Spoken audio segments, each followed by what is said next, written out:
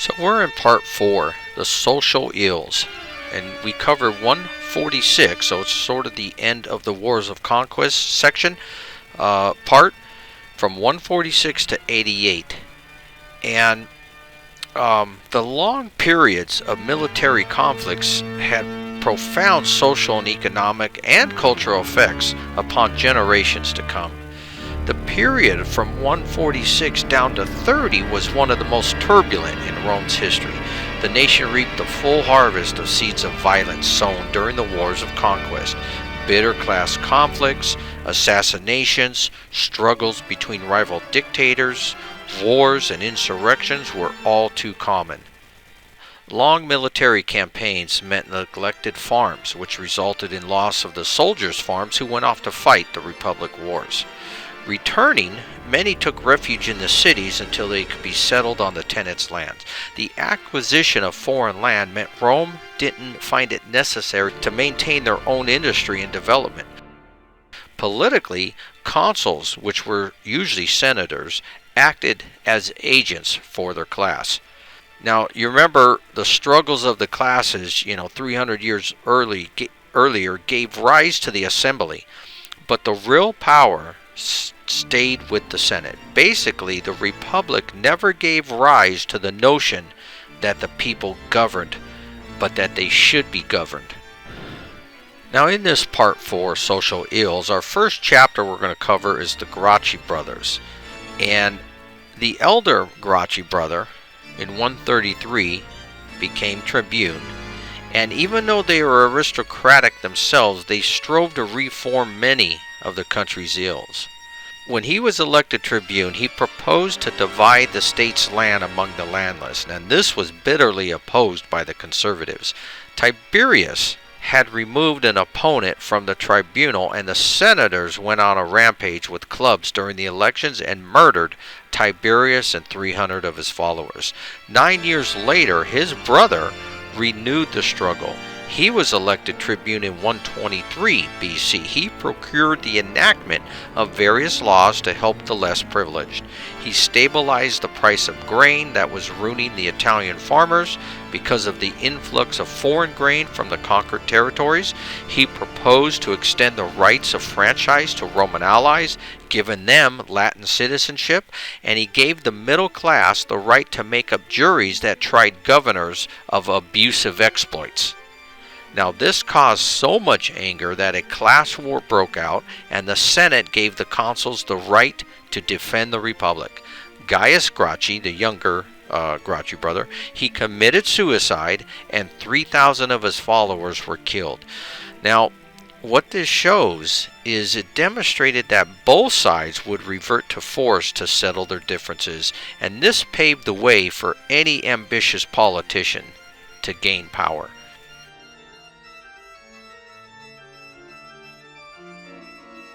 As what happened in Spain is happening in Africa right now, Rome's succession to Carthaginian power didn't go unchallenged. Even though Massinissa, the king of Numidia, was a Roman ally, upon his death Rome divided his kingdom among his 3 sons, thus averting a united Numidia. Unfortunately, Jugurthine, Massinissa's grandson, united the kingdom. Now, this moves us from Chapter 1, the Gracchi brothers and the turbulent years that broke out. This moves us to Chapter 2, the Jugurthine War. And this starts in 114 to 106. There was 3 major conflicts in this, and this is how this went down. Now, Aemilianus' son, Micipsa, was given the city of Cirta, and he ruled the Numidian kingdom along with his brothers. However, his brothers had died, giving sole monarch power to Micipsa. Jugurthine, having fought under Aemilianus, commanding the Numidian cavalry in Spain, was adopted by Micipsa. When Micipsa died in 113, he left the kingdom to his 2 sons and Jugurthine, so that the Numidian kingdom still would not be united. Now, Jugurthine was asking Rome for help with Micipsa's sons, who controlled the eastern part of the land, and they would continually raid his territory. Rome refused to help. They did nothing about it. So Jugurtha invaded the eastern part, and he took Cirta and he killed one of his stepbrothers. Now the Senate was divided on what to do, but war was decided upon, and they sent the consul Bestia to Numidia in 111. Now Bestia did capture a few towns, and Jugurtha avoided fighting because he was still hoping for a peaceful solution. Jugurtha bribed Bestia to let him maintain his control, and the Senate was furious, and they requested that Jugurtha come to Rome under conditions of safe passage to and from Rome to testify against Bestia of taking the bribes, and Jugurtha agreed. So he goes to Rome. Now in 110, Jugurtha had bribed some Senate members while he was there, and influential people, to gain them for his cause to control Numidia. But while in Rome, Jugurtha also had his other stepbrother killed back in Cirta. Now this ended any chance of peace. The Senate found out about it, and that was it. Now they did allow Jugurtha to go home because he was guaranteed safe passage. Now in 109, the consul Quintus Metilius was sent to Numidia to deal with Jugurtha. He had his legate with him, Gaius Marius, and Gaius Marius is a man we're going to be talking about in the future. Now Metilius first set about raising the morale of the troops in Africa, and Jugurtha knew he would have to fight this man. Now, although there were lots of skirmishes, some major engagements did take place. Now, in 109, the Battle of the Mothul River. Now, Quintus Metilius, he took over a couple towns, and then he headed for the river because he needed the fresh water. Now, he marched over the mountains and came down onto a plain before reaching the river. As he marched over the mountains, he marched with his heavy infantry in the middle of his line, and his archers and slingers and light troops were in the front of his marching line and on the flanks. In the rear was Gaius Marius and the cavalry. Now, as he came out of the mountains, he noticed there was movement on the ridge, so he had changed his formation, and he put the cavalry on the flanks, and then he mixed the light infantry among his heavy infantry that were marching in the middle. He then sent a maniple ahead to control the water at the river. Now, Jugurtha, he had sent 2,000 men to the river, and he attacked the Roman column that was marching with 2,000 of his cavalry. Now the cavalry would keep just out of range of the heavy infantry. They would run in, they would do that feint, try to pull the Romans out of formation, in which they did. They succeeded in pulling some out, and then they would fight back and forth. The fight had dragged on. Now Metilius, he got hold of 4 maniples, and he sent them up to the ridge where the Numidian infantry were waiting, and then Jugurtha decided to retreat instead of fight any longer. Now the Roman maniple that went to the river was reinforced by a couple more maniples. They had close to 500 men there, and the Numidians attacked them. The Numidians were just trying to keep this force from rejoining the battle, the main battle where Metilius was. But since that battle was ending, the Romans were sitting here fighting, and they noticed a dust cloud coming, and so both sides thought Numidians were coming to help. But as it turned out, the dust cloud was 40 elephants coming their way. The Numidians saw this, and they fled. They left 40 elephants to be killed by the Romans, and the Romans had captured 4 of them. And then the Romans did track down the Numidian army and routed it, but Jugurtha did escape to carry on more guerrilla warfare. And the Romans do get a victory at the Battle of the Mothul River. Now, Roman generals did have success against Jugurtha, but they couldn't bring the war to an end. Now Metilius, he had moved into the richest part of the Numidian kingdom, and he besieged Zama, but still could not bring Jugurtha to another fight. It seemed to Metilius his time was up, and Marius, who was politically able to get himself approved for consul in 107, took over the African war. And this moves us into chapter 3 of the Social Ills, Gaius Marius. We have our second major engagement at the Battle of Cirta from 106 to 105. Now Marius, he laid siege to the fortress near the Myrtanian land where King Boetius was allied with Jugurtha. Now Marius believed that the enemy did not help relieve the fortress because the enemy was spent. However, Jugurtha had told Boetius that he would give him half his empire if he would take a more active role in the fight.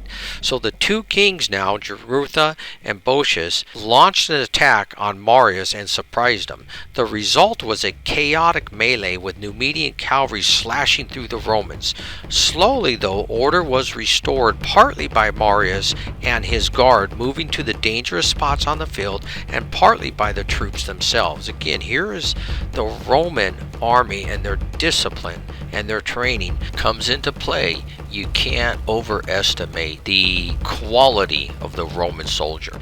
Now, the battle started late in the day and ended when darkness fell, where Marius then occupied two large hills, and he had his subordinate, which was Cornelius Sulla, and we'll be hearing more about him, and the cavalry occupy the smaller one to protect their water supply. This account is sketchy, but at any rate, the two kings had withdrew with moderate losses, but I give this battle to Marius. This is his first victory. Then we go into the Battle of Cirta II. Now this is in 105 BC, and Marius was marching towards his winter quarters by the sea. He marched in ambush protection fashion with the cavalry on the wings, the light troops in the rear and the front, and the baggage train and the heavy infantry in the middle. Now Jugurtha then attacked the Romans from four sides, hoping one of these groups would break through and get in among the Roman formations. Now, the problem he had was they did not attack at the same time, and only 3 of the groups are recorded in this fight. Now, one of them had hit Sulla and the cavalry in the rear marching column, and Sulla had just taken his cavalry to go fight them off while he left his infantry to protect the baggage train.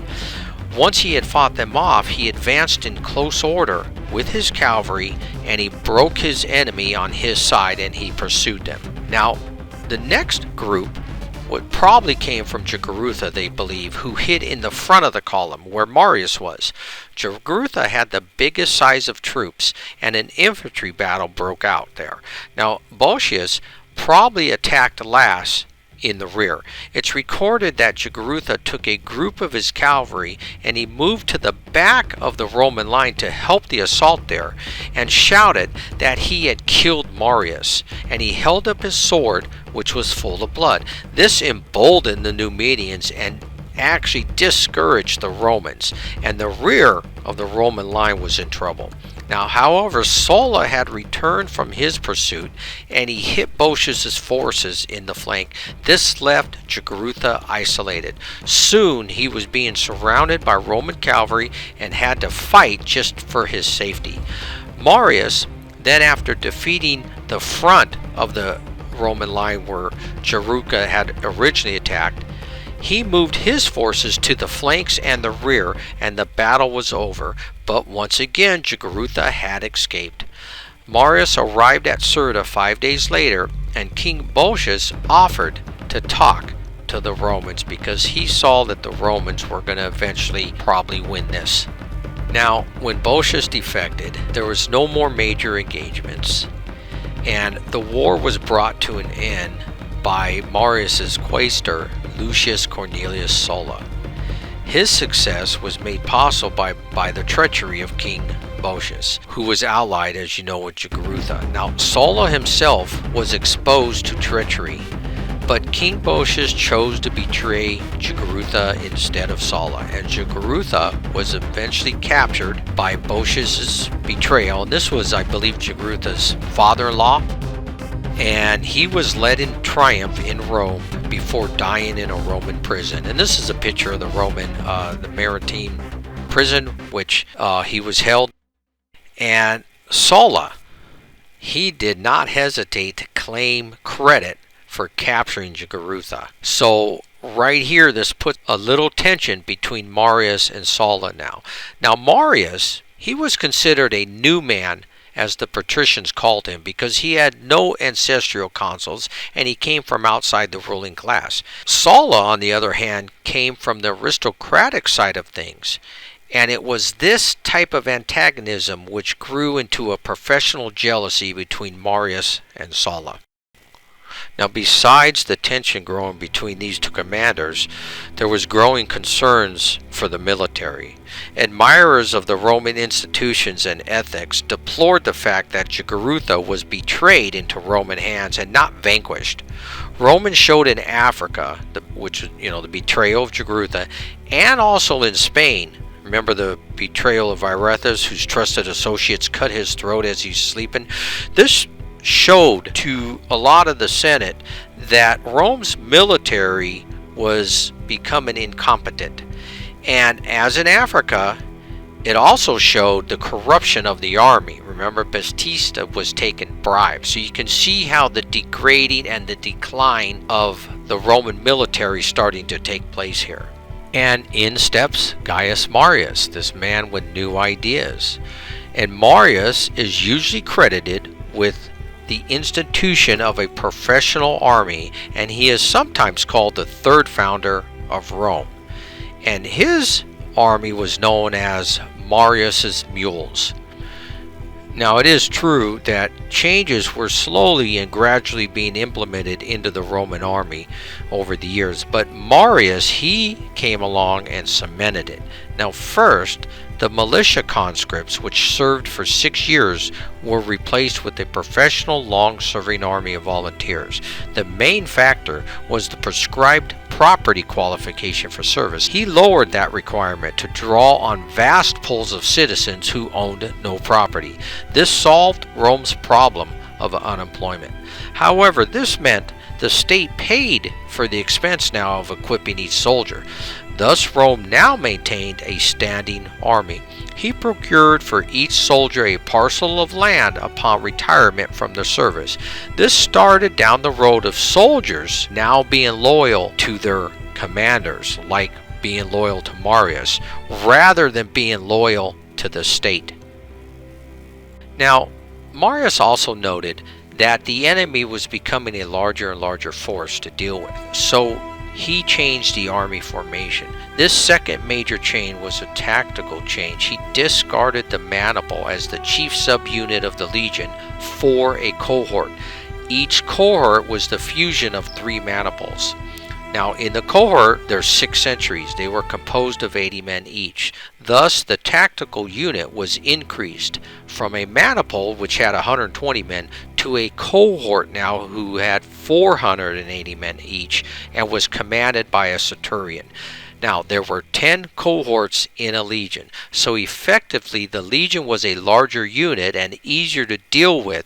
But then tactically, it could break down into cohorts, which could then break down into 80-man centuries, making the legion much more flexible to handle any type of military situation. Every legionnaire now carried 2 or 3 pilum that were fixed at the end, so they bent once thrown or stuck in the enemy's shield to render them useless or hard to manage. Lastly, Marius instituted a legion standard, which was 1 golden eagle for each legion, and the eagles were stored in the temple of Jupiter and were considered sacred. Legionnaires had to carry many tools. His equipment came to about 66 pounds. Thus the name Marius's mules came to be. His legionnaires could retire after 25 years of service and then received land.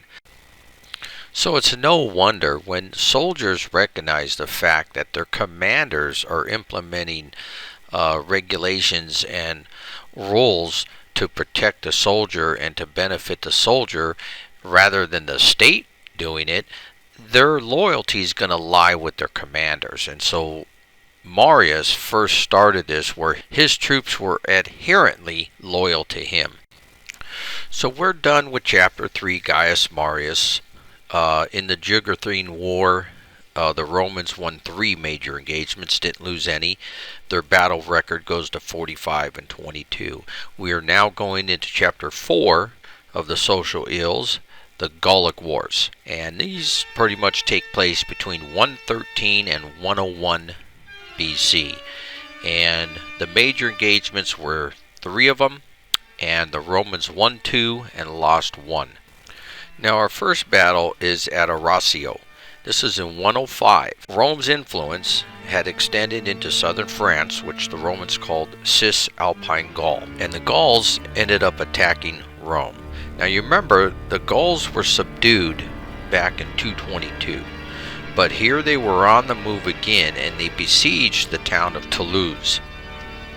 Now the consul Quintus Servilius Capeo's legionnaires had raised the siege at Toulouse, but the following year his army was surrounded at Arausio on the Rhine River by a combined force of the Cimbri and the Teuton tribes. The Romans were soundly beaten, with losses in the thousands. The Gauls then moved eastward into the Alpine passes into Italy. And this brings us to our next battle 3 years later at the Aquae Sextae in 102. Now Marius, he was elected consul a second straight year. Remember, you should only be elected consul once for like every 10 years. Now Marius was sent north. The invaders, they had divided their forces coming through the Alps, and Marius attacked the Teutons first, which were coming through the little St. Bernard Pass in the western Alps. His well-trained legions drove the Gauls back through the pass and overtook them at Aquae Sextae and virtually annihilated them. Marius then turned back to help the other consul Catulus, who had been harassing the Cimbri on the east side. This leads us to the next major engagement in 101, and this is the Battle of Vercellae. The Cimbri, who were coming through the Brenner Pass, Marius joined forces with Catulus, who had been battling invaders all over northern Italy. 39 miles north of Milan, at Vercellae, the veteran Roman legions massacred the fierce but poorly organized Cimbri, and this ended the last Gallic invasion of Italy and made Marius a national hero. Now, winning 2 battles here and losing 1, the record goes to 47 and 23. This ends chapter 4, the Gallic Wars, and we're going to chapter 5 under the social ills, the Social War. The Social War starts at 91 and goes to 87 BC. Now, here, 10 years goes by, and party lines were being drawn up because Marius, after his 6th straight consulship, was starting to decline in popularity. So his violent demagogues that were backing him and had secured his previous extensions, they were falling foul to the mob and themselves into violence. And Marius tried to obtain a 7th consulship and didn't get it. So he decided, and some people felt, that in order to, improve his popularity, he started looking for a new war. Well, it just so happened in Asia Minor, the king of Pontus, Mithridates, was flexing his power, so he decided to go over there. Now, back in Rome, the party violences was suspended due to Marcus Livius Drusus, who had proposed full citizenship for all Italian allies. The Senate felt there was no need to agree with this, as their auxiliaries and cavalry were recruited overseas now. And therefore, what they do? They decided to assassinate Drusus. Now, the Italians realized that the popular party was as exclusive toward them as the nobility party. Remember, the popular party was more for plebeians, the optimists were more for the aristocrats. Well, they finally realized that both these parties really didn't care about them and didn't have their best interests at heart. So what they do, they revolted, and this is what starts the Social War. Their headquarters they made at Cornifum, which they renamed Italia. And their forces were headed by a man by the name of Papadius Silo, who headed the Marsic troops, and another man, Mutilus, led the Samnites. There was a total of 100,000 rebels here. Now, the Romans, they had divided their 150,000 men between 2 consuls. The north was Rutilius Lupus, and he had with him Marius, who came back from Asia, and Pompey Strabo. Pompey Strabo was Pompey the Greek's father. And then in the south, Lucius Julius Caesar. Now, this is not the famous Julius Caesar. He was consul, and he had Sulla in the south. Now, Rutilius in the north was killed. So Marius took charge, and he only had limited success against the rebels up there. and he was unable to defeat the Marsi. Now, Caesar fared a little better in the south. He did win a battle, but Rome made concessions after the first year of this rebellion, and possibly gave citizenship to some Italians who stopped fighting the Romans. We don't know that for sure, but they did give in to some concessions. Now, in 89 BC, the following year, new consuls were Pompey Strabo and Porcius Cato. They both went north, while Sulla stayed in the south. And Marius, he was given no commission. Now with this, I give a win here to the Romans. Even though they were fighting, it wasn't really a civil war. They were fighting, tribes that had revolted against them. And this was at Asculum. I call it Asculum too because King Pyrrhus had already fought at Asculum at the first battle. Anyways, this battle, took place between 90 and 89 BC. And Roman citizens at Asculum were massacred by the rebels, but the legionnaires retook the city the following year.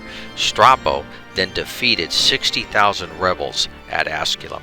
So this is one victory in this social war we give to the Romans. Now in 88, in the south, Sulla was having great success against Silo and gained the upper hand in 2 years of struggle. The Senate decided it was in Rome's best interest to negotiate again and decided to put an end to this. And they agreed to give all Italians citizenship. Sulla had gained such distinction, and because he was 20 years younger than Marius, he was now the new favorite, and he was an aristocrat. And remember, Marius at this time was probably close to 67. Now, Marius should have just retired like the nice Roman he could have been, but he didn't. He felt he was entitled, and jealousy sank in. Now, I'm going to end the video right here because the next video will start the first Roman Civil War between Marius and Sulla, and the Roman battle record improves to 48 and 23 because they did get this one victory at Asculum in the social wars. And we end our part 4 of the social ills. It's done with. When we start our next video, it's going to be part 5, the decline of the Republic, the last section under the Roman Republic, before we start moving into Imperial Rome.